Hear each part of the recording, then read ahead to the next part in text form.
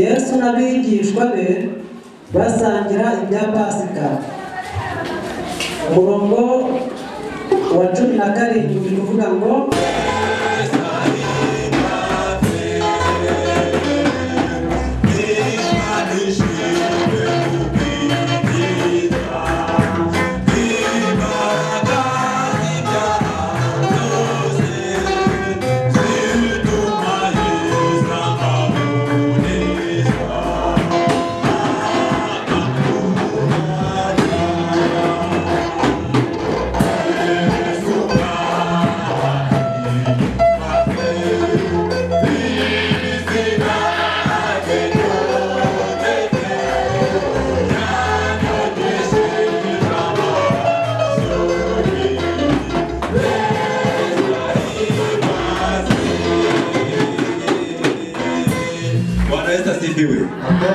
furaha iko?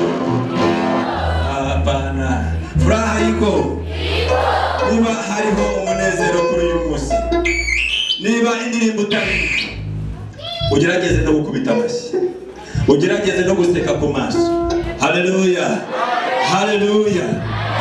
Igice cya gatatu, ya soko nziza yoza ibyaha, nejejwe nuko nayinjiyemo. Niyo Yesu ahora anyejesha, niyo anyejesha. Ya soko nziza yoza ibyaha, nejejwe nuko nayinjiyemo. Niyo Yesu ahora anyejesha.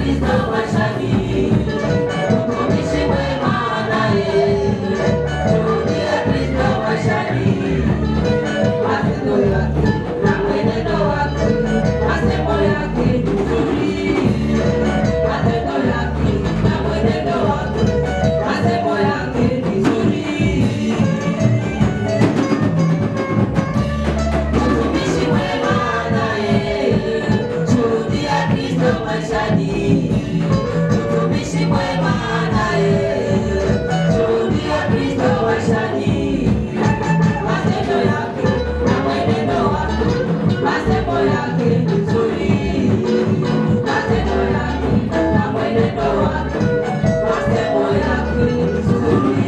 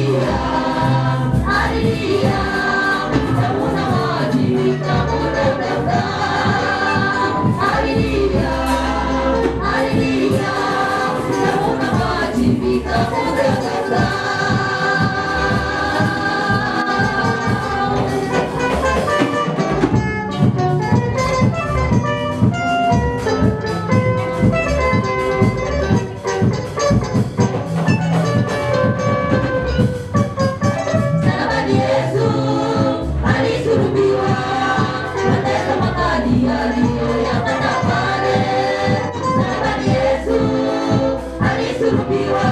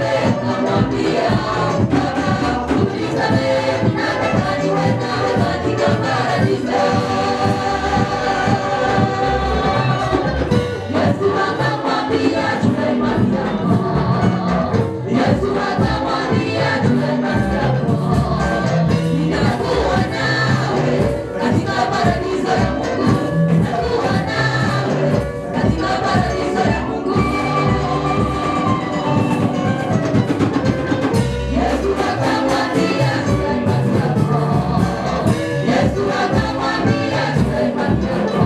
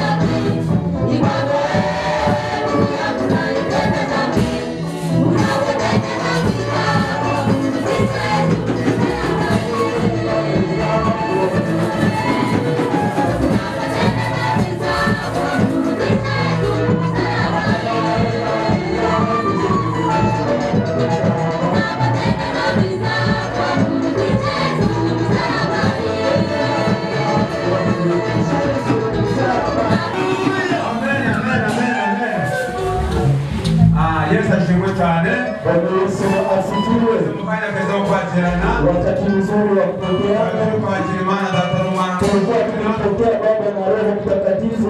Naona tugeze mfanya pesa. Wakati mzuri wa kupokeana. Turakira abana bato mu nzu y'Imana. Kama kawaida tukapokea watoto wadogo nyumbani mwa Mungu. Ni karibu Yesu abamugisha. Karibu.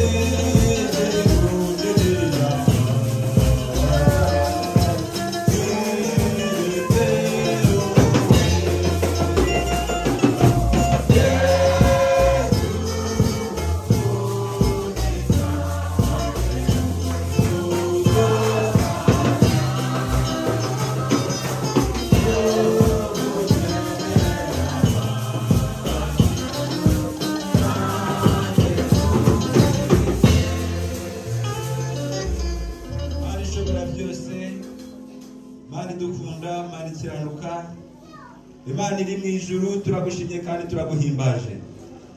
Tugushimiye ineza yawe n'ubuntu bwawe. Tugushimiye gukomera kwawe, tugushimiye urukundo rwawe kuri twebwe, izina ryawe nirihabwe icyubahiro. Tugushimiye ko wongeye kuturindira ahera hawe. Tugushimiye umwanya utambutse, tugushimiye ko wabanye natwe, tugushimiye ko gahunda zose zagenze neza kugeza amagingo aya. Turavuze ngo izina ryawe rihabwe icyubahiro mu ijuru no mu isi. Tuje imbere yawe rero kandi imbere y'ubwiza bwawe, dusaba umugisha kuko amaze kurambura ibiganza byabo, kuko amaturo amaze gutanga, abarambuye ibiganza bakuye mu butunzi bwabo, abarambuye ibiganza bakuye mu buhinzi ndetse no mu bworozi, abo bose tubasaba umugisha utagabanyije, abo bose ubagirire neza, abo bose ubarebana amaso y'imbabazi, kandi n'ikindi gihe bajya babona ibyo gutura izina ryawe, kugira ngo mu ijuru n'izina ryawe rikomeze guhabwa icyubahiro. Ngaho bagirire neza rero, ubongere imbaraga zo gukunda no kugukorera, kandi urinde ubutunzi bwabo, urinde urubyaro rwabo, urinde bizinesi zabo, urinde aho bahinga, kugira ngo umugisha w'umwana na b'iminsi yose Uwiteka. Ngaho bagirire neza rero, n'abatabona ibyo batanga ntabwo twabura kubasabira umugisha, ahubwo n'ikindi gihe ubahe gushakisha kubona, kugira ngo ikindi gihe bazabura icyo batura izina ryawe. Ngaho bagirire neza, ubafashe kandi ubahe imbaraga, ubahe umugisha muri byose. Kandi data, turacyari mu isi y'ibibazo, abafite ibyifuzo nabo turabasengeye, ukomeze kubagirira neza. Dusengeye abarwayi, dusengeye abafite ingendo, dusengera abafite ubukene, dusengera ibihugu biri mu ntambara, ayi igitare cy'amahanga, turasenze ko ngomeze kugaragaza mu ruhande rwawe, izina gikomeze guhimbazwa. Aho komeza kudufasha no kuturinda, gahunda zisigaye imbere nazo ndazikuragije, ukomeze kubana natwe mu izina rya Yesu Umwami wacu. Tugeze mu mwanya mwiza wo kumva ijambo ry'Imana. Muda mrefu wa kusikia neno la Mungu. Haleluya. Haleluya. Uyu munsi wa none, siku ya leo ni umunsi mwiza cyane. Ni siku nzuri sana. Ni umunsi ushobora kuba warubabaye ariko ukanezerwa. Ni siku unaweza kuwa ulikuwa ukiumbiwa lakini unafurahi. Ni umunsi ushobora kuba wapfushije. Ni siku ambayo zilikuwa ukipiliwa ariko ukumva ineza kandi ukumva n'ibyishimo. Lakini unasikia furaha ndani yako. Kuba dukurikiye mwese, kwa sababu tunafuatana sote. Kuba dukurikiye twese, kwa kuwa tukifuatana sote. Amazina ni Pastor Nshuti Chris pamoja na Musha Jackson, umushumba wa hano, evangeliste wa hapa. Nije tujye kuganira ijambo ry'Imana. Tunaenda kuzungumza pamoja na Mungu. Uyu munsi wa none, siku ya leo ni umunsi wa Pasika. Ni siku ya Pasaka. Ariko tutaragera kuri Pasika nyiri. Na hatujafika kwenye Pasika. Hari ibibanziriza Pasika. Kuna yale yanayotangulia Pasaka. Ku cyumweru cyashize, Jumaa iliyopita twari dufite icyumweru cy'amashami. Tulikuwa na siku ya matawi. Haleluya. Amen. Yesu agiye Yerusalemu ahetswe n'itanda. Yesu akienda Yerusalemu akibebwa na punda. Kandi yaje agaragara nk'umwami. Alikuja akionekana kama mfalme. Kandi abantu baramwakiriye. Watu walimpokea. Kandi abantu bagaragaje ko bamuhaye ibyishimo. Watu walionyesha kama wanamfupatia. Abantu bagaragaje ibyishimo. Watu walionyesha furaha. Bisobanuka gutabarwa. Inaonekana ikimaanisha kukombolewa. Mashami, matawi isobanura inaonesha ni igihe Yesu yari yiteguye kudupfira. Ni siku ambayo Yesu alikuwa akijitayarisha. Kuko iyo uvuye ku cyumweru, kama unatoka ku Jumapili, dutangira icyumweru cy'imibabaro. Tunafuata Jumapili ya huzuni. Kuva ku wa mbere toka Juma kwa gatanu Yesu agiye mpaka siku ya tano Mungu Yesu akiye. Ariko ku cyumweru uyu munsi, lakini siku ya leo tubona umunezero kubera ko tunakuwa na furaha kuwa alifufuka.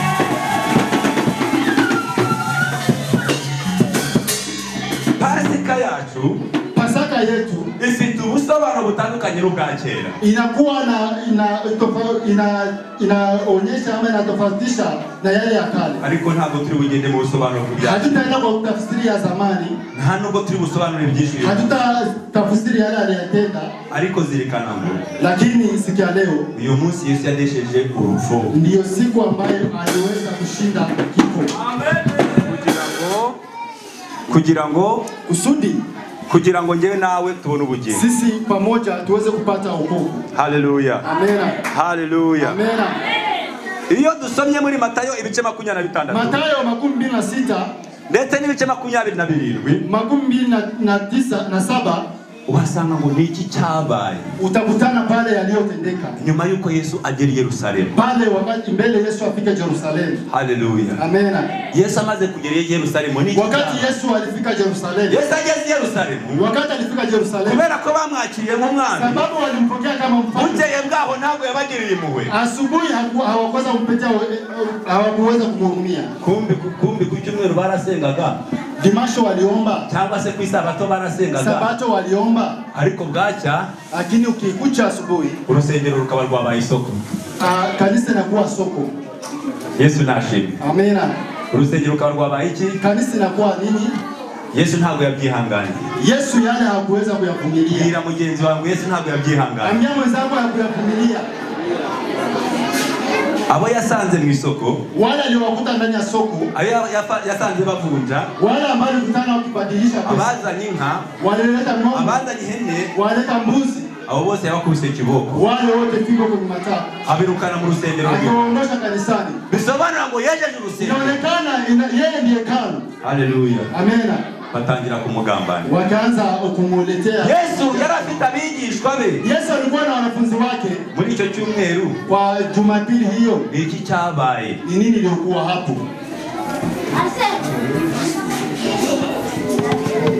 Kama mnyenyamanza ngana nyama nani ujue ina sababu. Umenye halimamu haimaanishi nimechoka. Na bigaragaza ngarara. Haimaanishi nimekosa cha kusema. Na bigaragaza mwabuze cyo kuvuga. Bwana Yesu asifiwe. Amen. Haleluya. Amina. Umenifahamu? muramumva. Yesu nashimwe. Amen. Iki ni cyumweru cy'imibabaro. Leo ni Jumapili ya Yesu huzuni yahuye nayo. ambayo Yesu alikutana nayo. Yagiye gusenga mu gashyamba k'Getsemani. Alienda Getsemani kuomba. Ari kumwe n'abigishwa be. Alikuwa pamoja na wanafunzi wake. Matayo 26. Matayo 26. Iyo cyo cyose kirabisobanura na 26. Yale yote ariko lakini abigishwa wanafunzi ngo abitazaho gakeya. Akiondoka karibu yao kidogo. Ajana na Petero na Simoni. Simoni na Petero akaenda. Nabo bageze imbere arabitarura. Wakati alifika mbele nao waenda kidogo mbele. Kugira ngo abashe gusenga. Kusudi apate kisi ya kuomba. Haleluya. Amen. Arasenga avuga ngo akiomba kisema Data, Baba, niba bishoboka ikiwezekana iki gikombe kindi. Gikombe hiki nipitie. Byari bigize gute? Byari bikomeye. Bilikuwa ikiwa nguvu. Yaramaze gusobanukirwa neza. Alikuwa kielewa tayari. Igihe cyo cyegereje cyo kuba wakati yake imekuwa. Ariko agarutse inyuma. Lakini akirudi nyuma wasanga abigishwa basinzira. Akakuta wanafunzi wamesinzia. Kubera iki basinziriye? Sababu gani walisinzia? Byarabareba gase. Ilikuwa yawahusu. Ntabwo byabareba. Haikuwahusu. Ndio. Kuko mission ya Yesu yari itandukanye n'iyabigishwa. Mission yake ilikuwa tofauti. Kandi gusenga kwa Yesu yaramaze gusobanukirwa imibabaro agiye guhura nayo. Abwira Imana ati Data, ikiwezekana Mungu wangu. Narabyemeye ariko ndabona bitoroshye. Nikubali huko mbinguni lakini yarabyashobokaga. Ingewezekana. Iyi ndiru tuyihindure. Hai programu tubadili. Wenda bizaba undi munsi. Ikuwe kwa siku nyingine. Haleluya. Amen. Haleluya. Amen. Ngo ariko ntibibuko nshaka njyewe. Sikuwa kama vile mimi ninavyotaka. Ahubwo wewe ukushaka wewe. Lakini kama vile wewe unavyotaka. Haleluya. Amen. Mbese wowe usenga. Lakini wewe ukiomba usenga ute? Unaomba je? Yesu nashimwe. Amen. Usenga ute? Unaomba namna gani? Ntabwo byari byoroshye. Haikuwa nyepesi. Umubabaro wanjye, huzuni wangu, umubabaro wa Yesu, huzuni wa Yesu usibye we nkawe. Kutoa yeye mwenyewe. Nta wundi muntu agomba kusobanura. Hakuna mwingine anayeelewa usibye wewe. Ila yeye mwenyewe. Niyo mpamvu abigishwa basinzira. Ndio maana wanafunzi walisinzia. Kubera ko ntabwo byabareba. Sababu haikuwa kiwahusu. Wagera mu rurimi rwacu, ukirudi kwa lugha yetu, nyine ngo umusonga wundi ntabwo kubuza gusinzira. Maumivu ya mtu mwingine haiwezi kukataza kusinzia wewe. Siko bigenda si? Si ndio hivyo? Niba mfite inzara, kama nina njaa, haleluya. Amina. Niba mfite inzara, kama nina njaa, akubwira ko mfite inzara, ninakueleza kama nina njaa. Ntabwo bisobanuye kuri kumva uburibwe bw'inzara mfite. Haimaanishi wewe unasikia njaa, maumivu ya njaa ambayo niko nayo. Ahubwo njyewe nyiri inzara. Lakini mimi mwenye nayo. Njyewe uzi uko inzara iri kumba. Mimi ndio najua kama inaniluma. Ariko nabikubwiye wanabyumvise. Lakini kama umebisikia. Ariko ubabare ntabwo uri kubyumva. Maumivu haiko kuwewe. Abigishwa ba Yesu, wanafunzi wa Yesu, yari yarabwiye ko azapakana kazo. Alikuwa akiwaeleza kama atakufa tena fufuke. Ariko barabyumvise. Lakini walisikiliza. Ariko imibabaro. Lakini maumivu ntabwo yari kuri haikuwa kwao. Ahubwo lakini yeye yari kuri Yesu. Ilikuwa kwa Yesu. Haleluya. Amen. Ibibazo byawe, shida zako ni ibyawe. Ni byako peke yako. Yesu ajya gusenga akitarura abigishwa be. Yesu wakati alienda omba akiwaacha wanafunzi wake kidogo, yarazi ko ntacyo bamufasha. Alikuwa anajua hakuna msaada. Haleluya. Amen. Yarazi ko ntacyo, alikuwa anajua kama hakuna msaada. Petero atenda gukurikira hose. Nitakufuata. Aramwihaka. Akimukana. Yuda aramugambanira. Akimutoa, akimsaliti. Ariko Yesu arababwira ngo, lakini Yesu akamweleza, uri bungambanire, yule atakayenisaliti ari muri hagati muri twebwe, katikati yetu. Ayuda sijya numva mwirimba se kandi atari Imana. Nasikia mkiimba tasi. Yesu yarabavugiye ati ungambanira ari hagati yacu. Yesu akawaeleza yule atakayesaliti katikati yetu. Kandi Yuda yarabizi ko ari umugambanira. Tena Yuda yeye alikuwa akijua. Batangira kubazanya. Wakiulizana, mwami ni njyewe? Ni mimi. Mwami ni njyewe? Mfano ni mimi. Na Yuda ngo mwami ngo nanjye ni njyewe. Na mimi ni mimi kweli? kandi arabizi. tena anajua. Duhura n'ibibazo byo kwijijisha, byo kwirengagiza. Urabizi ko nabivuze. Unajua kama aliyasema. Ntabwo ari njye Rose. Haito mimi. Ngo Dema ngurumva nabikora. Unasikia Dema ni mimi kweli naweza kufanya. Kandi urabizi ko wabikora. Tena unajua kama aliyasema. Yuda nawe niko yarameze. Yuda vile yarabizi ko ari mu mugamba. Alikuwa anajua ariko Yesu arababwira ngo lakini Yesu akamwambia uri mu mugamba atakayesaliti turi hamwe. Tuko pamoja. Maze Yuda ngo mwami ngo nanjye se ngo Yuda nandini kweli. Mureke kwijijisha. Usijipita fiti. Mureke uburyarya. Acha usaliti. Bwana Yesu asifiwe. Ngo mwami ngo nanjye ni njyewe. Mfalme na mimi ni mimi kweli. Ora. Uko niko tubayeho mu itorero. Vile ndivyo tuko katikati ya kanisa. Yo nakaita. Usuri. Yuda amaze kwakira amafaranga. Yuda alipopokea hela arababwira ati akiwaambia ngo ndi kuvunagura. Hapa tuko nakimbia. Uwo ndi busome. Yule atakayemsoma ni uwo nguwo. Ni yule. Mumufate. Mumushike. Mu mibereho yacu. Mu maisha yetu ya kawaida. Abantu basoma na kera. Watu ambao wanakutana kwa byabaga ari ikimenyetso cyo kubakundana. Ilikuwa ni alama ya ariko kuri iki gihe. Lakini siku hizi byabaye ubusambanyi. Ilishakuwa ndio sharati. Noneho igihe kigeze. Wakati ilipofika. Uhite wibaza nawe uko bitarigenda. Jiulize kama ilikuwa je. Aragenda yegera Yesu. Akimkaribia Yesu. Mwami na mahoro mwami. Mfalme ni usalama. Atangira kumusombagura hivi. Anaanza kumpatia mapizo. Mwami na mahoro. Ni usalama mfalme. Ariko Yesu aramubwira. Lakini Yesu akamwambia, kora iki kugenza mugenzi wanjye. Fanya kile kinachokutembeza ndugu yangu. Haleluya. Amen. Kuja kumusoma. Kwenda kumpatia haga. No kumubwira ngo na mahoro. Na kumwambia usalama. Garo bugigaja. Ilikuwa usaliti. Tuba mwitorero. Tunakuwa kanisani. Dusuhuzanya ngo Yesu ashimwe. Tukisalimiana Bwana Yesu asifiwe. Yesu ahimbazwe. Yesu asifiwe. Yo, ariko kumutima roho huko. Byacitse. Uwo ni Yuda niko yagiye. Yuda ndio kisalikuwa. Yihoberesha Yesu. Akamupatia Yesu. Arongera aramusoma ngo mwami wana mahoro. Mwami na mahoro. Mfalme usalama. Kandi ari kumutanga. Na iko na msaliti iko na mpaka. Uko niko tubaye. Hivyo ndivyo tunaishi. Yesu ashimwe. Yesu asifiwe. Oya mwenyekiriza. Ukumwe tujya tubigenda. Yesu ashimwe. Mukubali kama vile tunalifanya. Bwana Yesu asifiwe. Ubwo ndi kubikubwira. Ilikuwa nakuambia sasa. Naraye kuvuze. Tunaye kubeshyera. Tunakuteta tunakudanganyia. Nabaye kunegura. Alala nikusema sema. Naraye guteranya. Alala nikutunga. Ariko twahura. Yesu ashimwe. Bwana Yesu asifiwe. Uwo ni Yuda.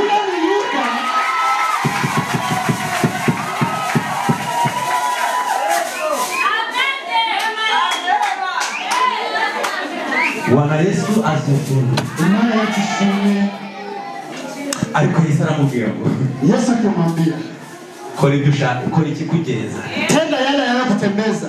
Bisobanura ngo inamaanisha yarabizi. Alikuwa anajua. Bwira mugenzi wawe ngo turabazi. Ambia ndugu yako tunawajua.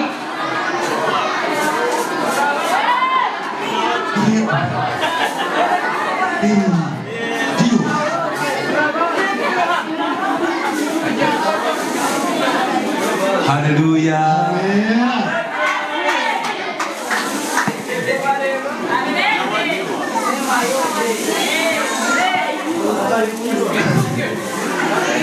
Uwo ni Yuda. Huyo ni Yuda. Petro bafata Yesu. Wakamshika Yesu. Hallelujah. Amen. Reka mbabwire.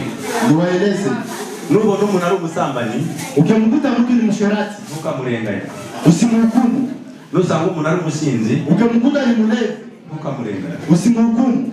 Nusanga umuntu ari umunyamagambo, ukimkutana ni mpeto, ntukamurenganya. Usimhukumu. Nusanga umuntu ari umunyamahane, ukimkutana na waupishi, ntukamurenganya. Usimhukumu. Uzavuka he? Unajua nazaliwa wapi?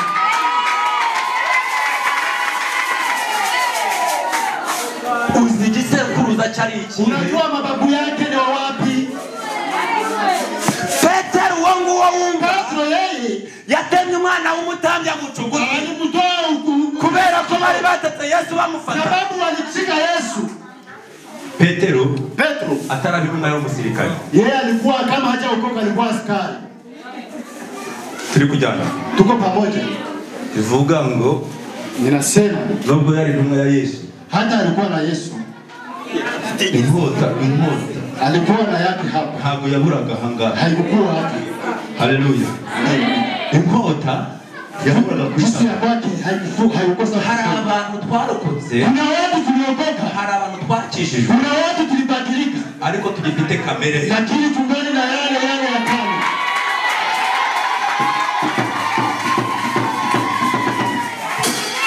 Bagifite Tungali na tabia ile. hata kama alikuwa mwanafunzi, kandi ntabwo yayiretse, Tabia hakuiacha. ntabwo yigeze yibagirwa umuhamagaro. Hakusahau kisi ya kwake. Naho Atembea nao. igihe kigeze Wakati nilipokwenda bikomeye alipomelena kwa yibuka aho yavuye, alikutana alipotoka kule. yibuka ko afite inkota. Kama iko na mpano wake. Tayari akatoa usikio. bene data. Wandugu wapenzi, Aba bantu nimukabarengane. wale watu msiwahukumu Karande zabo. tabia yao.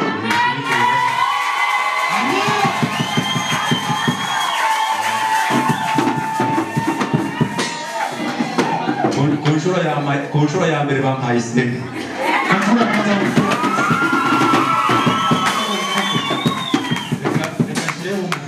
Acha kusema hivyo. Haleluya. Amen.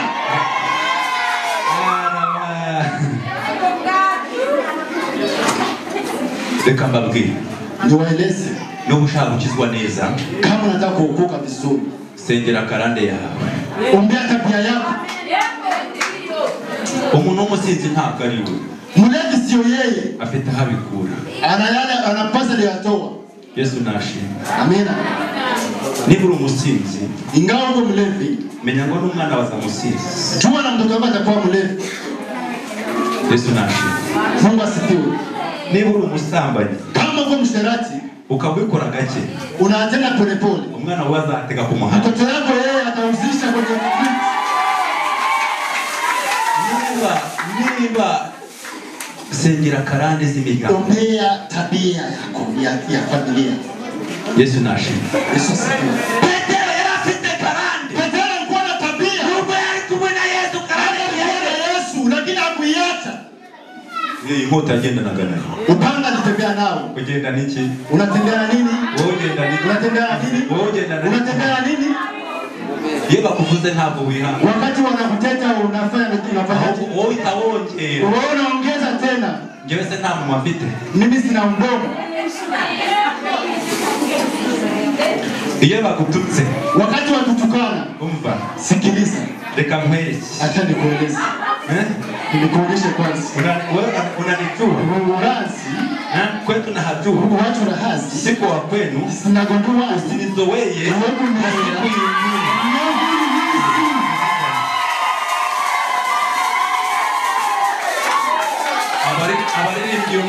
Abaririmbyi uyu munsi ni njyewe uriho. waimbaji leo pastor Jaivo. Haleluya, haleluya. mureke karande, mureke karande, Usahau tabia. mureke karande. Tabia. Impamvu ni iyi ngiyi. Sababu ni hii. Petero ntabwo byamuhiriye. Petero hayakuwasahau. Byarangiye amwihakana. Mpaka alimaliza kimukana. Ijambo ry'uyu munsi Neno la siku ya leo, dusome muri Luka.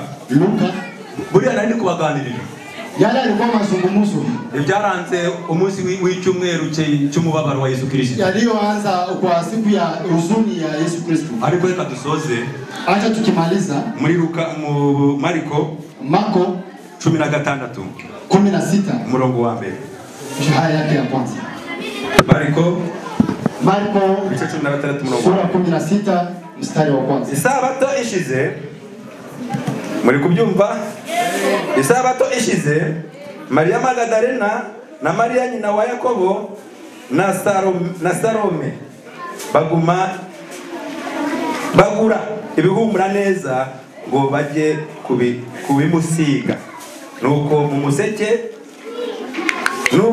museke kuwa mbere w'iminsi 7 baragenda bagera ku gituro izuba rirashe. Barabazanya bati ninde uri butubirundirire cya gitare kiri ku munwa w'igituro. Bari barimo barabazanya ku murongo wa 4 ariko bararamye babona igitare kibirunduwe hirya. Ubwo cyari kinini cyane kuko nubwo cyari kinini cyane. Binjiye mu gituro babona umusore wicaye iruhande rw'iburyo wambaye umwenda wera. Baratangara cyane. Arababwira ati mwitangara, nzi yuko mushaka Yesu w'i Nazareti wabambwe, ariko yazutse ntari hano. Dore aho bari baramushyize. Iryo ni ijambo ry'Imana. Twumvisemo, tumesikia ndani Isabato. Sabato. Twumvamo n'uwa mbere w'iminsi 7. Siku ya kwanza n'uwa mbere w'iminsi 7. Siku ya kwanza siku 7. Haleluya. Amen. Haleluya. Amen. Isabato ishize kwa Sabato kuisha. Ivao kwa gatandatu ku cyumweru. Tukitoa kwa siku ya 6. Uyu munsi. Haleluya. Amen. Ngo aba babyeyi twumvise harimo Mariya na Magdalena. Wamama hawa wawili tuliwasikia, Maria na Magdalena. Ngo bashatse ibihumura neza. Watafuta yale yana harufu nzuri. Turimo kuzuka kwa Yesu. Toka ufufuko wa Yesu. Haleluya. Amen. Kuzuka kwa Yesu. Ufufuko wa Yesu. Haleluya. Amen. Kuzuka kwa Yesu. Ufufuko wa Yesu. Ngo bashatse ibihumura neza. Walitafuta yale ya kugira ngo bajye kubimusiga. Waenda mpaka. Yari muzima? Alikuwa mzima. Yari muzima? Alikuwa mzima. Yari muzima? Alikuwa mzima. Yari yapfuye. Alikuwa kifariki. Ariko lakini bashaka kumusiga ibihumura neza. Walitafuta kumpakaya. Kama neno bali yapfuye ariko bashaka kubimusiga. Hata kama alikuwa kifariki lakini walitafuta kumpaka. Haleluya. Amen. Ariko ikibazo shida ni iki ngiki. Hii kugira ngo wumve neza. Nataka usikie vizuri. Ucyumve neza uyu musoro. Usikie vizuri leo. Bagize ikibazo walikuwa na shokungu bari mu biranure cya gitare kirere. Kisi wataondoa jiwe lile iliyokuwa mdomo wa kaburi. Yesu nashimwe. Amen. Igitare cyari kiri hejuru y'imva. Jiwe ilikuwa bagize ikibazo mdomo wa kaburi. Nani ataitondolea? Ninde uri bukure? Nani atatondolea? Ninde uri budukize kiriya kintu? Nani atatuponya kitu ile? Wele data. Wandugu, hari igitare kiri imbere yawe. Kuna jiwe liko mbele lako. Yesu nashimwe. Amen. Kubera ko abantu bari bafite urugendo, sababu watu bari bafite intego, walikuwa kureba umwami Yesu. Yakwenda muona Yesu. Ariko bahura n'ikibazo. Lakini walikuwa hari igitare kinini. Kuna jiwe pale bafite ibibavu. Kulikuwa pale. Jana wanakila wanakumpaka lakini wanakuondoa jiwe. Hari igitare kinini. Kulikuwa jiwe kubwa. Wele data. Wandugu, hari ibuye rinini rikuri imbere. Kuna jiwe kubwa liko mbele lako. Turi kujyana. Tuko pamoja. Hari ibuye rinini. Kuna jiwe kubwa liko mbele yako. Birashoboka ko bwaba ari ubukene. Inawezekana ni umaskini. Haleluya. Amen. Birashoboka ko bwaba ari ubupfubyi. Inaonekana ni birashoboka ko byaba ari ubuhunzi nk'uko turi. Inaweza kuwa ukimbizi kama vile sisi. Birashoboka ko ari abaturanyi. Inawezekana ni wajirani. Birashoboka ko ari abavandimwe. Inaweza kuwa wandugu. Wibaza uti nzabanyura he? Unajiuliza utawapita. Wibaza ngo nzabakora iki? Utawafanyaje? Ni ikibazo. Ni shida. Baribazaga ko ibyo ibintu twari. Walikuwa wanajiuliza yale yote ibibamubiza ko twahiteguye. Vitu vya harufu nzuri. Ariko ninde muri nani tumevitayarisha? Ni nani atatoa gukuraho kiriya gitare? Anaye nguvu za kutoa ile jiwe. Haleluya. Ninde? Ni nani? Wamara ubukene bwawe. Anayetoa umaskini wako. Ninde wamara ubupfubyi bwawe. Anayemaliza uyatima wako. Ninde wakuraho igisuzuguriro ufite? Ni nani anaweza kutoa? Ninde wakuraho ubugomba kuri wowe? Ni nani anaweza toa utoza utasa mbele zako? Ni igitare kiri imbere yawe. Ni jiwe liko mbele zako. Ngo ariko haleluya. Lakini ntabwo ukuboko kwawe. Ngo ariko haleluya. Ngo barambuye amaso wakilipoona ngo basanga cya gitare cyavuye. wakakuta jiwe Igitare cyavuyeho. jiwe wanalewa. Haleluya. Amen. Cyari ikibazo bibazaga. Ilikuwa hizo ilikuwa kujiuliza tufanyaje? Nani anatoa? Yesu ashoboye byose. Yesu anaweza yote. Basanga Nakutana igitare cyavuyeho. jiwe limeondolewa Ntawe urwanye nacyo. na hakuna Ntawe uburanye. Ntawe uteruye ngo yikame. hakuna amenyanyua, Ntawe ugiye gushaka abagenzi. hakuna wa kutafuta wenzi yake. Basanga igitare cyavuye. Wakupata jiwe limeondolewa. Yesu yiteguye kubikuraho byose. Yesu anastahili kuyatenda yote. Yesu yiteguye kubiranga. Yesu anastahili kuyamaliza yote. Mwumvise hari uwateruye. Mnasikia kwa wananyanyua, Ariko ngo barebye lakini walipoona ngo basanga igitare cyavuye. wapata jiwe limeondolewa. Wahaye Imana icyubahiro. Pia Mungu. Bwana Yesu asifiwe. Ngo barebye ku ruhande Walipoona pembeni ngo bahasanga umusore wakakutana kijana wambaye imyambaro yera.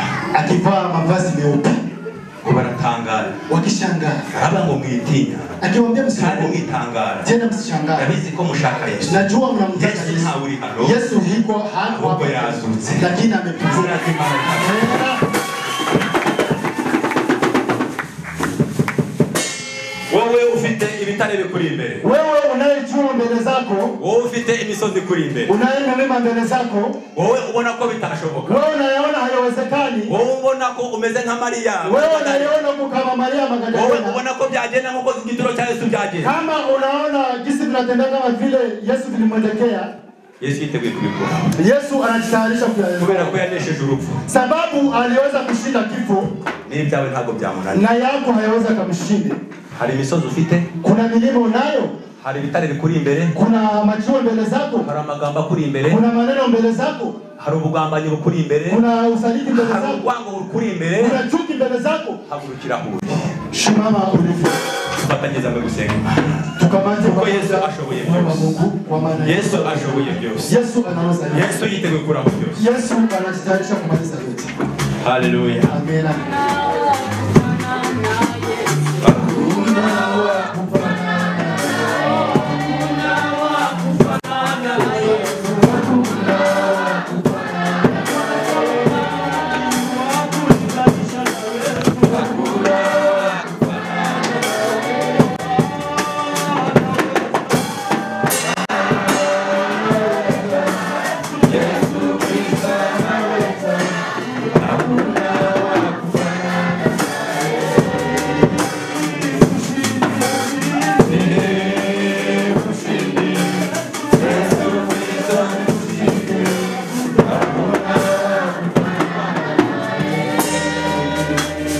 Reka dusenge Imana.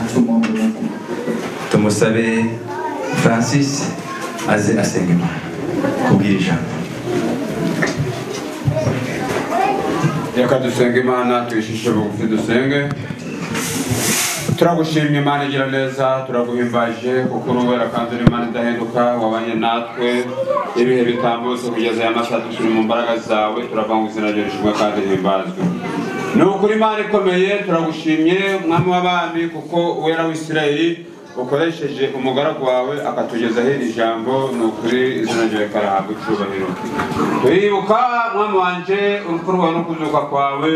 Ni ukuri mwami w'abami waratuneshereje, mwami w'abami warabambwe turabamburwa. Ni ukuri data none mwami w'abami nubwo wababajwe ariko ni ukuri turibuka amazuka yawe. Ni ukuri Imana ikomeye kandi ni ukuri data niho twaboneye agakiza. Reka izina ryawe rishingwe hejuru. Mutanga bugingo, amaraso yawe yamenetse ku musaraba, yamenetse ku bwacu. Reka rero data mutanga bugingo tubabarirwe ibyaha kuko tutari intungane imbere zawe. Dukora ibyaha uko bukeye n'uko bwije, ducumura buri kanya uko bukeye n'uko bwije. Mwami w'abami ndakwinze data ngo dusange tubabarire kugira ngo ubwo uzagaruka tutazakora